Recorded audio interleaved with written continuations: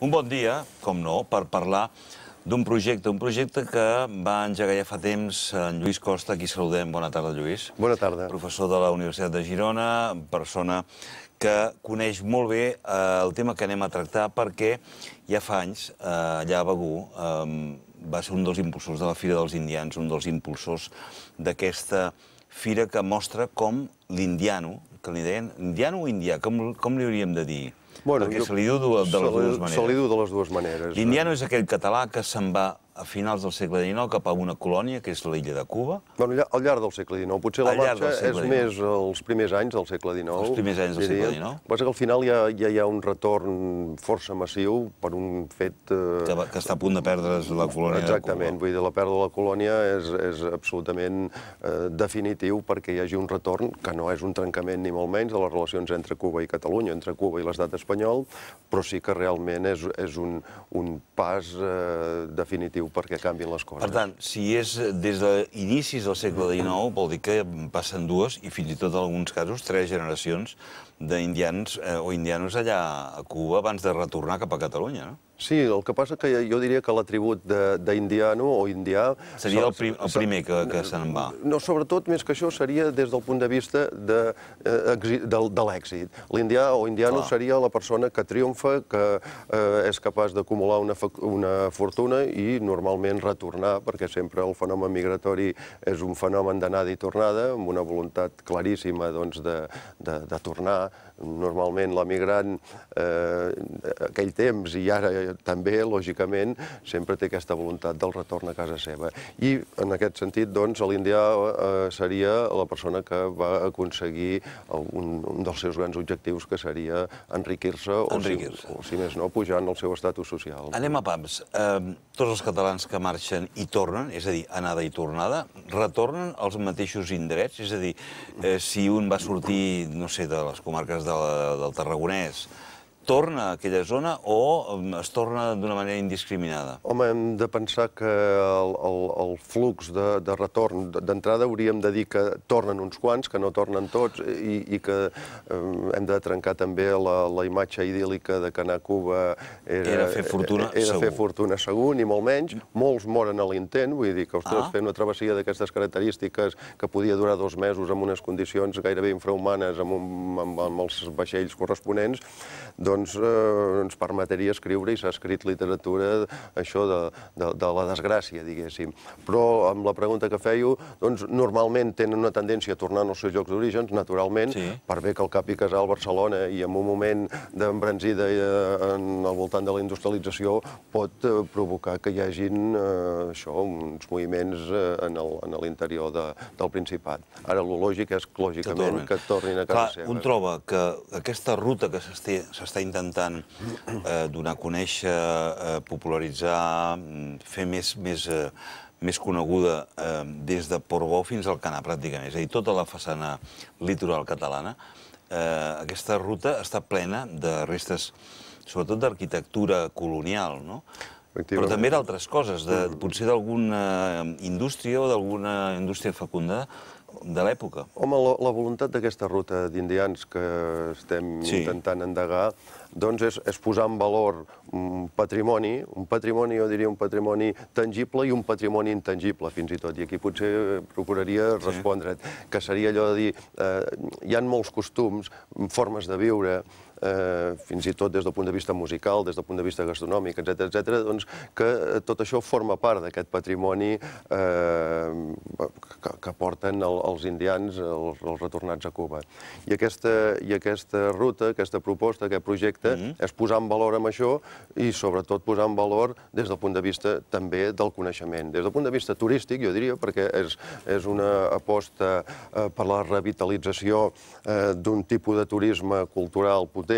Fins i tot jo diria que, com que heu parlat que la zona costanera seria una desestacionalització, fins i tot des del punt de vista de l'atracció turística, Però el que a nosaltres ens importa, sobretot, és no perdre de vista la base, que és la base històrica, i el que explica, el que nosaltres tenim un interès incontestable és en avançar en el coneixement i en un coneixement que ens ajuda a entendre molt més i millor el que és la història de Catalunya, la història recent de Catalunya. No només hi ha una petjada molt clara i molt visible en la manera de concebre aquesta gent que va tornar, van construir habitatges, cases molt similars a les que havien trobat en, diguem, a la Cuba colonial.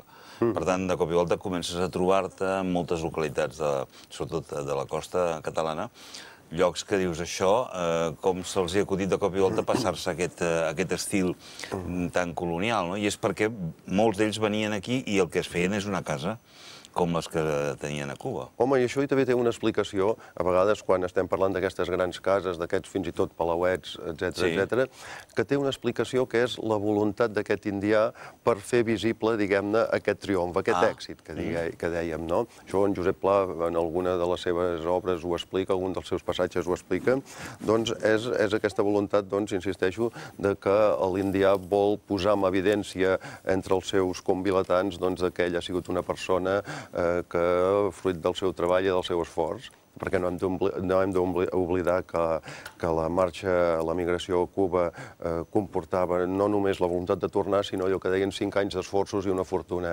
Era, en principi... Era una inversió gairebé, no? I si pogués ser a curt termini, però a canvi d'un treball, allò, parlant col·loquialment, de sol a sol, diguem-ne, no? El català, quan va a Cuba, va a treballar, essencialment. Ell va treballar i va treballar molt dur. I si pot i se'n surt, diguem-ne, i triomfa, doncs és quan es produeixen aquest tipus de situacions. L'indià, quan torna, bàsicament es dedica a viure de renda? No, precisament hi ha una part que sí, hi ha una part que la seva aposta vital és aquesta. He fet fortuna, vinc a disfrutar-la aquí i a viure el dolce far niente. Però n'hi ha d'altres que el que fan és reinvertir o invertir aquestes fortunes que han obtingut a l'illa de Cuba en l'àmbit essencialment de la indústria, també pot ser de la banca, del món de les finances, però la indústria, una indústria emergent, pensem en la indústria, per exemple, en la zona de l'Empordà, del Baix Empordà, la indústria del suro, per exemple, doncs rep capital fresc, diguéssim, d'aquests indians i ajuda a potenciar i a constituir aquesta imatge de la industrialització a Catalunya. Parlem dels indians en general, però si haguéssim de citar una mena d'equip titular d'indians, cognoms, d'aquells que estarien una mica desfilant per tota aquesta façana catalana. Hi ha molts, els Samà, els Gomà, els Güell, els famosos Güell, no? El Xifré d'Arenys, que tindrà aquests porxos d'en Xifré aquí a Barcelona. Hem de pensar que, des del punt de vista arquitectònic, el modernisme veu o se'n beneficia, diguéssim, en bona mesura d'aquest retorn d'aquests indians, no? Seria un equip titular i amb una banqueta molt potent, fins i tot molt àmplia.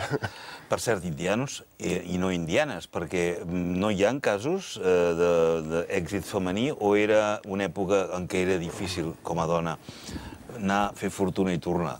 Home, la migració és bàsicament masculina i és també, això ho hem d'apuntar, masculina i amb edats moltes vegades molt tendres, diguéssim. És a dir, que no són famílies que van a Cuba, sinó normalment és ell que diu, se'n va... Posa el negoci, moltes vegades són una marxa, diguéssim, cap a l'illa per qüestions de supervivència, gairebé perquè aquí a Catalunya passaven dificultats econòmiques, però moltes vegades són la projecció ja de negocis que poguessin tenir aquí.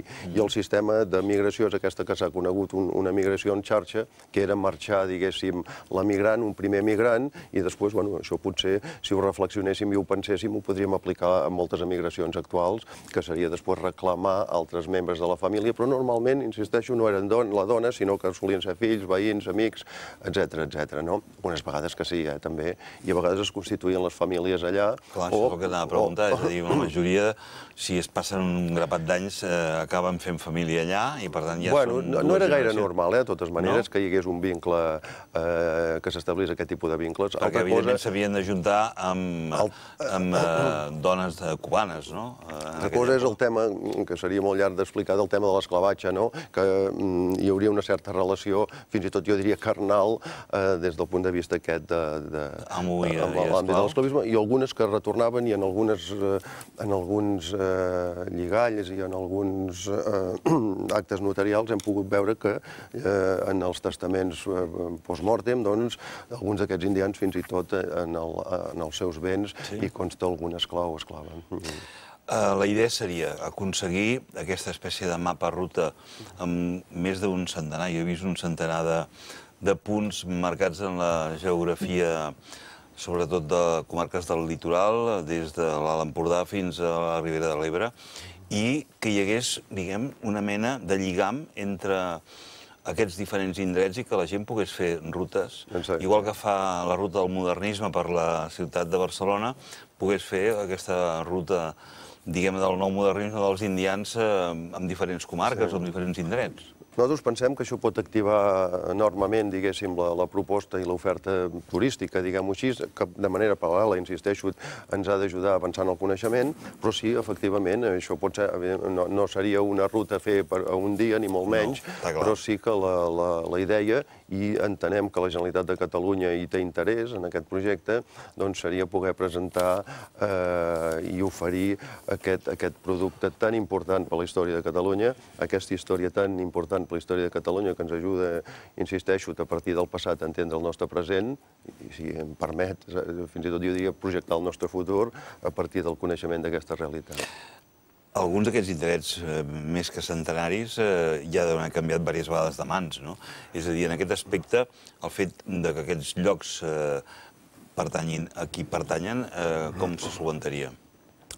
Des del punt de vista de la propietat privada estem parlant? Sí, m'estic referint a a això. Home, a veure, hi haurien llocs visitables, hi haurien llocs no visitables, a vegades, jo que sé, en el municipi mateix... Perquè no tot pertany al municipi, m'imagino, no? Ni molt menys, ni molt menys. Després, com a mínim, seria, i jo penso que això ja seria positiu, una fórmula també de sensibilització del nostre patrimoni, per tant, de la conservació d'aquest patrimoni, i des del punt de vista de les visites a l'interior de les cases, doncs això ja seria acords puntuals que no necessàriament s'haurien de visitar totes les cases, ni molt menys, perquè, com deia, n'hi ha moltíssimes, però, bueno, ja s'ha fet alguna experiència d'aquestes a Vilanova i la Geltrú, o Sitges, o Begur, doncs de poder arribar a acords puntuals amb els propietaris perquè puguin fer visitables aquestes cases. Per cert, Lluís, hi ha un tema que a mi m'ha interessat especialment i que no hi havia caigut mai, que és el fet que s'importen alguns costums i hàbits que són molt d'aquella època de la zona del Carib, que és, per exemple, el fet de reunir-se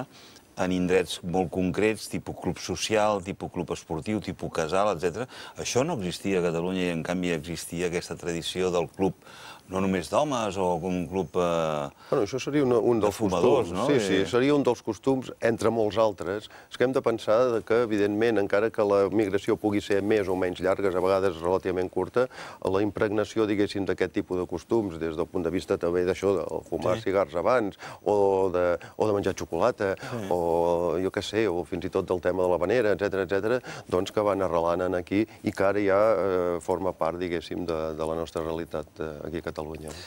Doncs jo crec que com a projecte la Universitat de Girona ha encetat un excel·lent projecte. Ara és qüestió d'anar-lo popularitzant, d'anar-lo coneixent una mica millor i quan el tinguem totalment dibuixat tenir clarament el mapa per tal de disfrutar-lo.